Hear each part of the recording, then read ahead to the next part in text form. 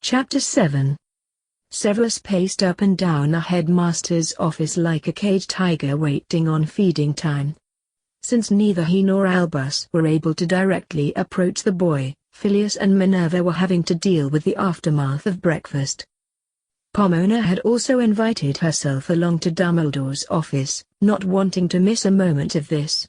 Things had been far too serious lately and they had all needed a good laugh, especially that perpetual sourpuss Severus. The other two heads of house had barely made it through the doors when the sourpuss was demanding answers. Did he admit to being behind it? What was his punishment? Phileas was enjoying himself and made them wait until both he and Minerva were seated comfortably before answering. Mr. Crow did indeed have a hand in what happened this morning. See, I told you. Just like his father, but no one here wants to hear a word against him. What was his punishment? I know Albus won't let the precious little brat be expelled. Minerva didn't know if it was wrong to enjoy this so much, and didn't really care. Mr. Crow pointed out, and we all have to agree with him, that both the headmaster and a head of house told the lad that this was normal Hogwarts student behavior. The entire hall heard you both say that to Mr. Crow at breakfast yesterday. Severus was incensed at this, more so because he couldn't refute that it was true. I never told him it was normal to feed potions to a professor. Phileas couldn't contain his smile as he answered the angry potions master. You never said it wasn't. Pomona as usual attempted to be the voice of reason. Both pranks that we saw this morning were rather harmless. The youngest Weasley was merely stopped from eating to excess, and there are far worse things he could have done to a professor than making them laugh out loud. Albus knew he had to intervene here or words would be said that could not be retracted. I agree with Pomona, the pranks were not only well thought out but relatively harmless. They could easily have taken a more vindictive path. Severus, would you rather have been wearing donkey ears and braying? Minerva had more information for them though, and could hardly wait to pass it on. There weren't just two people pranked inside Hogwarts today. Harry and his friends have taken on the Weasley twins. This silenced everyone. Fred and George Weasley had earned their reputation as the best, or worst, depending on your point of view, pranksters in Hogwarts. Their head of house didn't keep the senior staff waiting any longer. The Gryffindor Guardian was quite put out that she's the only portrait in the castle currently allowing the twins entry. The rest not only deny them access, they and the Hogwarts ghosts report any wrongdoing to the staff. Both Fred and George already have detention with Argus tonight. Albus was flabbergasted at that news. The castle is giving Harry that much control over what it does? It was a smiling head of Hufflepuff who answered the headmaster. I told you Albus, the castle chose Harry as her champion. To work against him could see you ejected from Hogwarts. Severus so wanted to rant and rave some more but was forced to concede the point. With that amount of backing, the brat could have really humiliated him this morning. He still had the occasional nightmare about dangling upside down by his ankle while everyone laughed at his underwear. The very thought of what the brat's father and his friends would have done with such power sent a shiver of dread up and down his spine. Severus recognized a warning being delivered when he saw one. Perhaps it was time to back off this boy. He couldn't help but think perhaps Phileas was right, you should never mess with a goblin. By dinner time, Ron was trying a different approach. Sitting at the Hufflepuff table at lunchtime had made no difference, second helpings were still denied him. His new master plan should solve that problem. Sitting once more at his own table, it was time to put that plan into action. Ron began grabbing food as normal but not putting it on his plate. Instead, the roast potatoes found their way into his pocket. Slices of roast beef soon followed, though he did give the gravy a miss. No one was laughing at this. The mere thought of having to eat food that came out of Ron Weasley's pocket was spoiling many an appetite. When the food on the table began to once more start disappearing, it was a disconsolate young Gryffindor who sat there almost in tears, munching on the food he'd managed to fill his pockets with. The twins sought out Harry and Co. directly after dinner. Okay guys, we know when we're outmatched. What will it take to return things to normal? Harry was pleased to see that at least some of this family had sense. Two things guys, the first being a public apology to Neville for the prank. This confused the twins, so George asked for some clarification. Just Neville? What about the rest of you guys? Hermione had an answer for them. Well, technically you didn't prank us. We all knew what would happen if we ate the food. Both twins were happy to comply with that condition and were now waiting on the hammer to fall with condition number 2. Padma didn't keep them waiting, but the blow was unexpectedly light.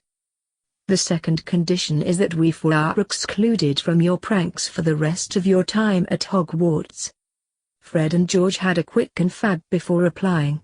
If we can have a proviso in there about pranks that affect the entire school, then we have a deal. It would be too difficult to leave you four out, but we're more than happy never to target you lot again. They could hear the admiration in Fred's voice as he complimented the group. Your prank on Snape was beyond brilliant. No one in their right mind would want to mess with the mini marauders. As they shook hands on it, Hermione had a question. Why did you call us the mini marauders? I've never heard that name before. The Marauders were a group of 4 friends that were the greatest pranksters Hogwarts has ever seen. With you being 4 firsties trying to pull pranks, I thought it was funny. Yeah George, shows what we know. They outpranked us. Neville's parents had both attended Hogwarts. It was more in hope than any expectation that he asked the next question. Do you know who the Marauders were? Sorry Neville, all we know of Messrs Padfoot, Prongs, Moony and Wormtail is their wonderful pranking legacy. We've not been able to find out anything else about them. Well, that ends my interest in the mini marauders. The last thing I need is another name. Padma was finding she loved teasing her friends, and couldn't resist this opportunity. I don't know Harry, the thought of a nickname is quite appealing. Hermione seamlessly joined right in. Yes, we could call you something like Budgie. Padma immediately caught where Hermione was coming from and played right along. Oh, that would work. He's so colorful and chirpy, Harry really couldn't be called anything else. You could even claim it's your goblin sense of humor. Hermione then emulated Padma in giggling at Harry's pretend pout. Neville was enjoying the teasing amongst his friends but let out a sigh at his perceived fate. If we're going with a bird theme, I suppose that means I'm a tit then? Padma was first to spring to his defense. Oh no Neville, I see you more as a robin. Proudly displaying your Gryffindor red and ready to defend your territory. Neville was blushing at that but had a suggestion of his own to make. Well, I think Padma should be called Dove. We have them at the manor and they have such a sweet and gentle nature. Hermione was smiling at her 2 now blushing friends. She had a question of her own though. That sounds great, but what about me? Harry, Padma and Neville all spoke as one. Owl. It was left to Harry to offer up an explanation. Owls are birds associated with wisdom, certainly fitting for you. In goblin mythology, the owl is revered as the goddess of all birds. You really couldn't be anything else. Hermione's blushes now clearly outshone her friends as the twins had a good laugh at their expense. Okay, scrap the mini marauders. Messrs Budgie, Owl, Robin and Dove shall henceforth be known as the Order of the Aves. That had everyone chuckling before Fred got serious. Guys, what has Ron got to do to lift the prank? It's getting embarrassing watching him. Harry suddenly wasn't so forgiving. He deliberately fired that disgusting curse at Hermione. That's going to take at least an apology. Both twins were nodding in agreement with that condition, thinking it more than fair. Harry though wasn't finished. My friend Padma is a beautiful young witch. Our entire year group watched as slugs popped out her mouth and ran down her chin. I think nothing less than a public apology is going to do for that. Again Fred and George thought this was a fitting and fair resolution to the problem. They also knew that their younger brother would never carry it out. Ron could probably be persuaded that mumbling sorry to Hermione in private was the right thing to do, but there was no chance of him doing the whole public thing. "Harry, I'm so glad you don't do pranks." "Yeah, you would put me and Fred out of business." "As I said guys, goblins don't do pranks. That doesn't mean I won't help Owl, Robin and Dove with any little projects they might have." Both twins groaned before George replied. "Harry, only you could class pranking Snape as a little project." Monday morning brought the now usual spectacle of Ron Weasley playing searching for seconds. He'd arrived this morning armed with a 4-foot pole with a hook-like appendage fashioned onto the end of it, only to discover that once more Hogwarts was smarter than he was. Yet again the food began disappearing from his extended reach when the magical castle thought he'd eaten enough. Fred and George at least managed to deflect some of the attention away from their younger brother by making a very public apology to Neville. That they performed this task in their own inimitable style was a given. Both were on their knees in front of the younger Gryffindor, seamlessly switching between bowing and apologizing. "Forgive us, O great prankster. We knew nothing of your prowess when committing our diabolical deed. Had we but known we were in the presence of pranking royalty, we would never knowingly prank a member of the Order of Aves. Forgive us, O mighty one." The twins had timed it to perfection. These were the last legible words to leave either of their mouths before they began braying and grew donkey ears. It took Neville 3 attempts to accept their apology because he was laughing so hard. This was greeted with a round of applause before everyone returned to their breakfast. The hall was in a buoyant mood for a Monday morning. The arrival of the Daily Prophet changed that. The story had finally broken. Boy who lives rejects wizarding heritage. If ever a front-page newspaper headline was designed to cause outrage amongst its readers, Harry thought this was it.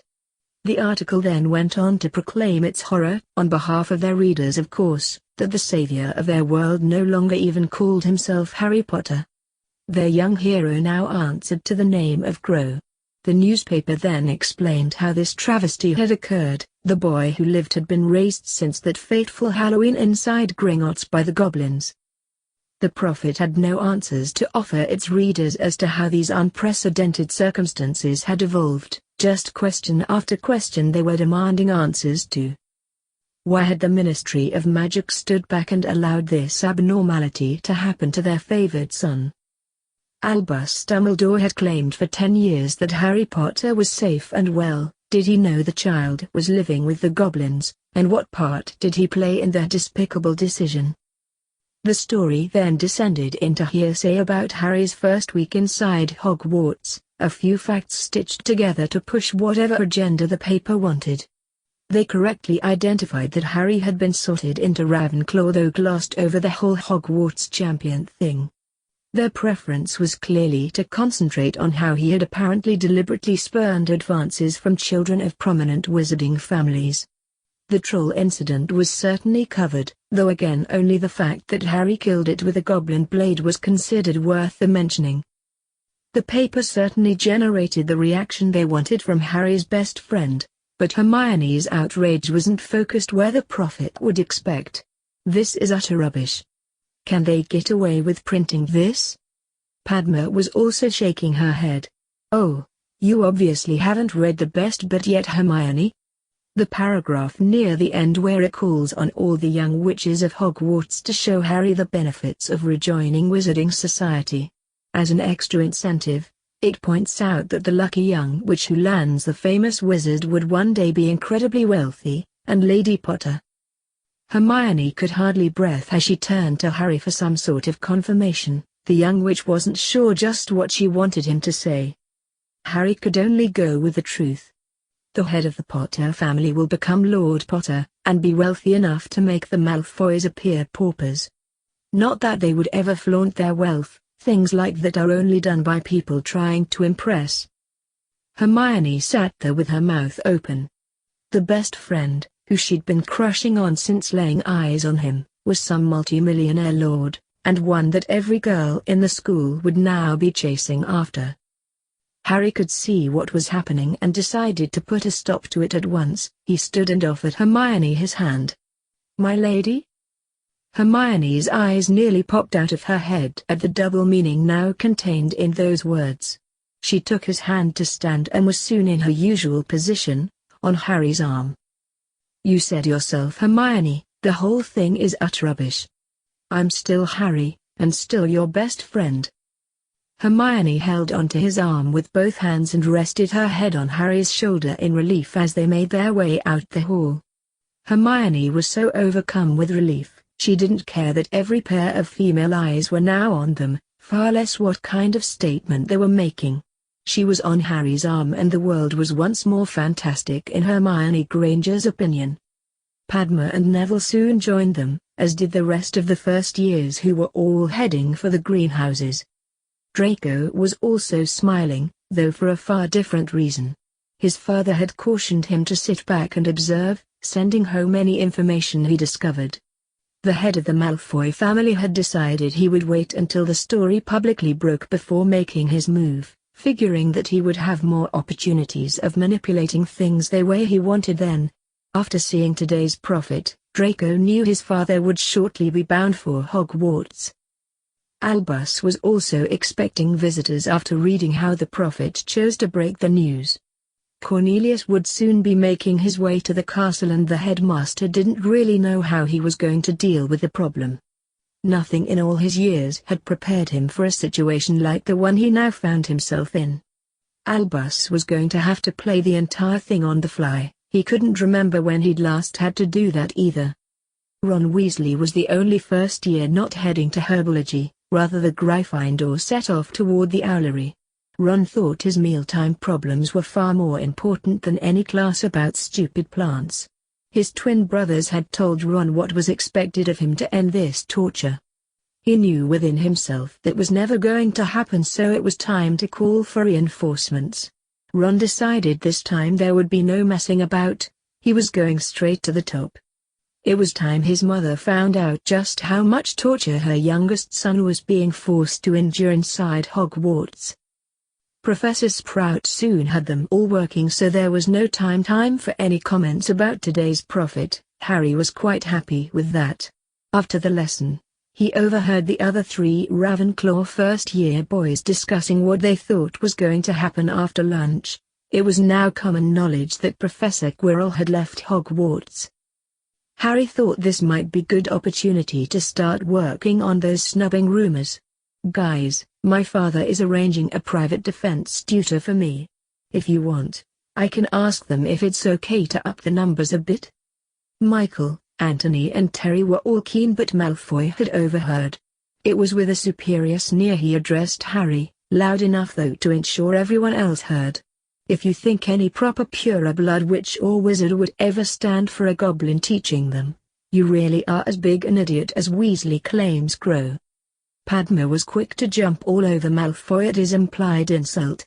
"My family were recognized as pure-blood witches and wizards while your ancestors were still herding goats in the French mountains. We apparently have different opinions about what constitutes a proper pure-blood.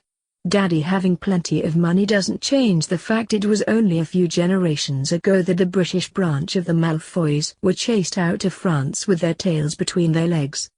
Draco was livid and moved threateningly toward Padma, only to find his way blocked by both Neville and Harry.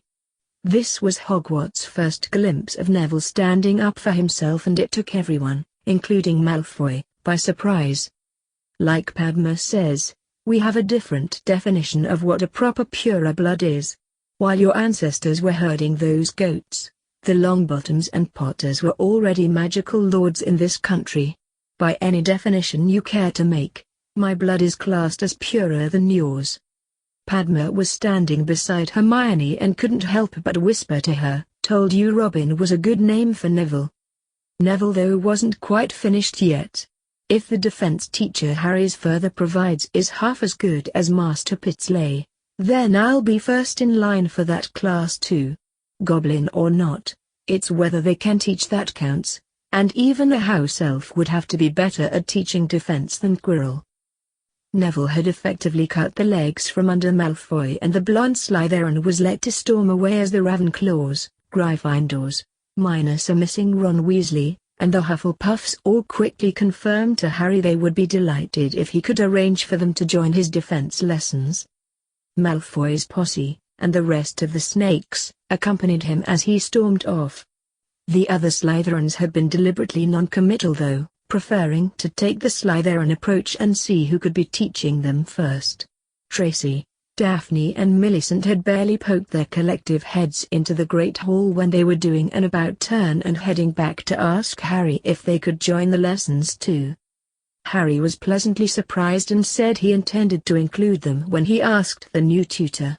When the group of friends reached the Great Hall, the mystery of the girl's sudden change of heart was there for all to see.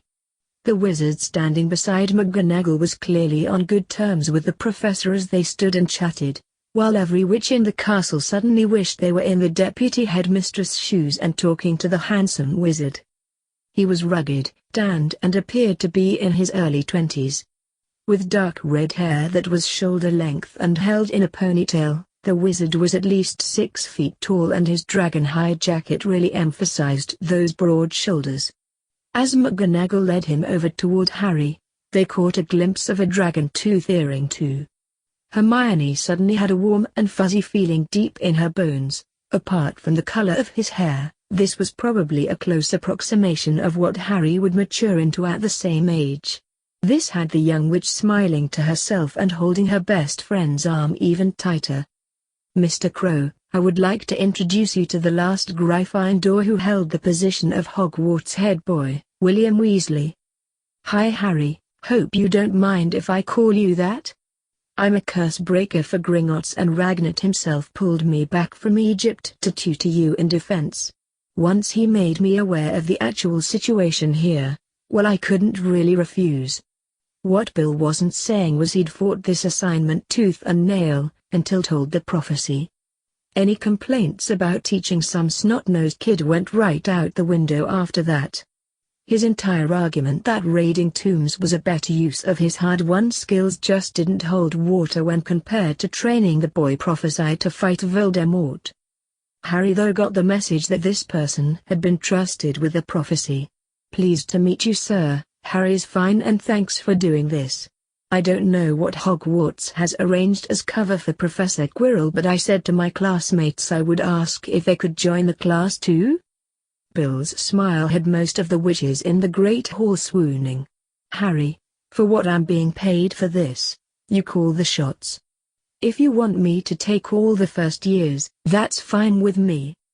Harry was just about to ask Professor McGonagall if this would be okay when they were rudely interrupted by the youngest Weasley currently attending Hogwarts rushing into the Great Hall. "Bill. This is fantastic. I just wrote to Mum this morning and now you're here. I don't know what the curse on me is but I'm sure you'll break it. I'm starving to death in Hogwarts." The elder Weasley was embarrassed at this loud and rude interruption during what was effectively his work. "Sorry Ron, I've no idea what you're talking about. I'm at Hogwarts to teach Harry here defense." Ron's expression of betrayal was soon replaced by one of utter rage. "That's just not fair, he gets everything. Not this time Crow, eat slugs." His actions had been so unexpected that there was no time for anyone to react, and Harry so close that Ron knew he couldn't miss this time. Unfortunately, his spell-taped wand had other ideas. The spell backfired from his damaged wand, blowing Ron onto his ass. McGonagall was outraged, and didn't care who knew it. "Mr. Weasley, never in all my years at Hogwarts have I encountered someone as single-mindedly stupid as you. It would seem you didn't learn your lesson the last time you used that curse so something different will have to be tried." The first slug escaping Ron's mouth halted his head of house's tirade, for the moment. "Percy, take your brother to the infirmary. Inform Madame Pomfrey that under no condition is he to leave there before I have another word with him." As Ron was led away, McGonagall had a moment to get her temper back under control. Gryffindors attacking anyone unprovoked was always going to get her ire up. Doing it twice, with the second time being right in front of her, was going to see Minerva heading for the burrow later. First though, she had a situation to deal with. Mr. Crow, I really appreciate your suggestion about allowing the rest of first year to attend. It has my blessing since the alternative at the moment is a study period in the library. I can also assure you that the youngest Weasley brother will learn to keep his wand in his pocket, or he will not be in Hogwarts much longer. William, can I suggest you have lunch with the twins and discover what's really going on here? The twins sheepishly approached their eldest brother and head of house, having never seen McGonagall so angry before, not even at them. Sorry Harry, Ron's always had a wicked temper. We'll bring Bill up to speed on what the problem is here. Neville headed off with them to the Gryffindor table while the Ravenclaw trio sat at their normal spots. It was a smirking Roger who once more dispelled any lingering awkwardness. I'll say this for you Harry, things are never dull when you're around. There was real sincerity in Harry's voice as he answered. Roger, you have no idea how much I'm wishing for a couple of dull months. You know the kind of thing, no one firing curses at you, no trolls needing slain and my name not plastered all over the papers. Is that really too much to ask? The older Ravenclaw was now laughing at that. For you Harry, probably. Cho was still getting teased by her friends over her first attempt to talk to Harry. There was something she really needed to know though, so risked it again. Harry, do you think your tutor will be teaching any of the other year groups? Harry thought for a moment before replying. I doubt it, Cho. Gringotts Cursebreakers are some of the most highly trained and specialized workers they have. The bank will certainly have tasks for him the rest of the week. For Mr. Weasley to even gain entry to that program makes him pretty special. I can't believe my father managed to get a Cursebreaker as a defense tutor. Cho couldn't hide her disappointment. I can't believe he's a Weasley. None of the rest of them look like that. One of the 7th year girls soon put Cho straight. His younger brother Charlie was Gryffindor Quidditch captain.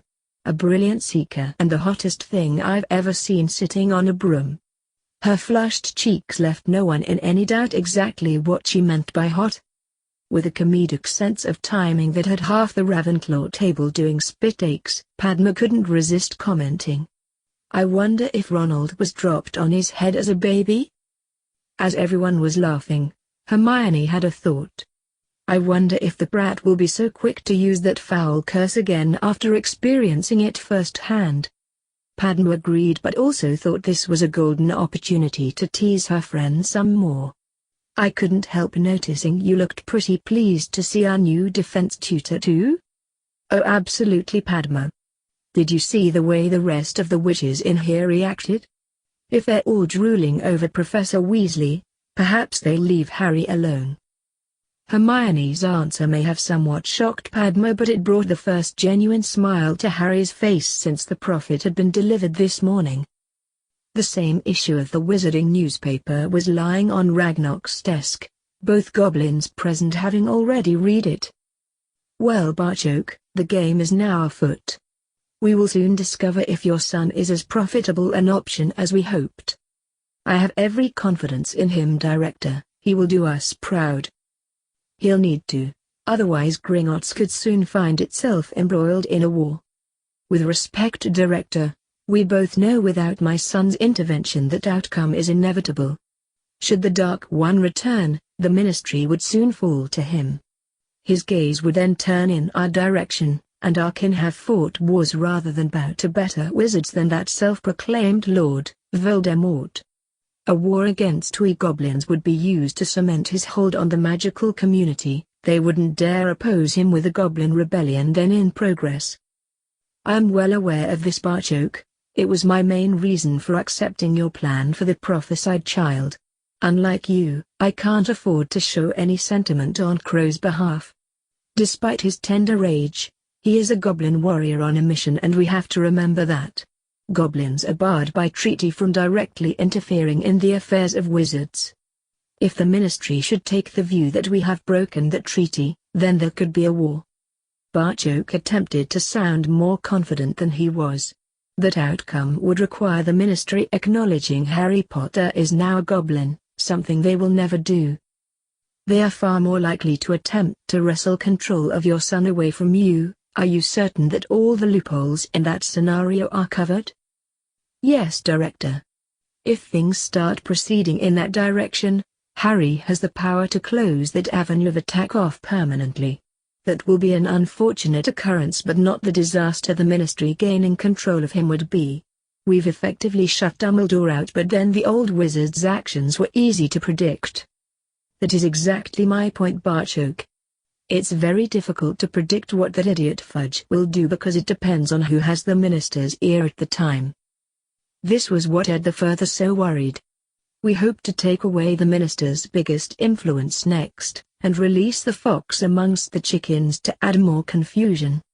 It sounded good when we planned it. Sitting here while everything is out with my control is not easy. Ragnarok could see the apprehension in the senior accounts manager, torment about the child he had raised as his own. You can be proud of your son, Bartok. We both know he will do his best. Cursebreaker Weasley's presence is also a welcome boost. There is genuine animosity there between the Weasleys and one of the main antagonists. He should be another asset on site for us. Bartok knew all this and agreed with everything the director said. He also knew that both of them were left hoping that Harry's best was good enough. He was after all only 11. Albus was finding it hard to believe that an 11-year-old wizard was causing him so much trouble. He currently had the Minister of Magic, the head of the Department of Magical Law Enforcement, and Lucius Malfoy, a member of the Hogwarts Board of Governors, asking questions that he really had no answers for. Well, no answers that they wanted to hear. The minister demanded to know when Hogwarts began accepting goblins as students. I was denying the boy access to Hogwarts as Harry Crow, but the castle overruled me, making him a Hogwarts champion before passing over the sword of Gryffindor. Cornelius was not impressed with that answer. I find it hard to believe that a stone building could possibly do something like that. The sorting hat was on its usual shelf in the Hogwarts headmaster's office. It wouldn't normally speak between sorting ceremonies, but was quick to spring to the defense of the Hogwarts champion. And I find it hard to believe the boy who used to wet himself every time one of his professors asked him a question ended up Minister of Magic. Tell me, young Cornelius, have you recovered from your little problem? The hat's intervention brought everyone up sharply, though Amelia Bones had a few follow-up questions for Dumbledore. Would the sword of Gryffindor be the goblin blade in question that brought down a troll? While we're on the subject, where did this incident take place? Her niece Susan had written home with some fanciful story that Amelia had dismissed as the infamous Hogwarts rumor mill working overtime. Cornelius was not renowned as a patient wizard and had recovered from the hat's jibe.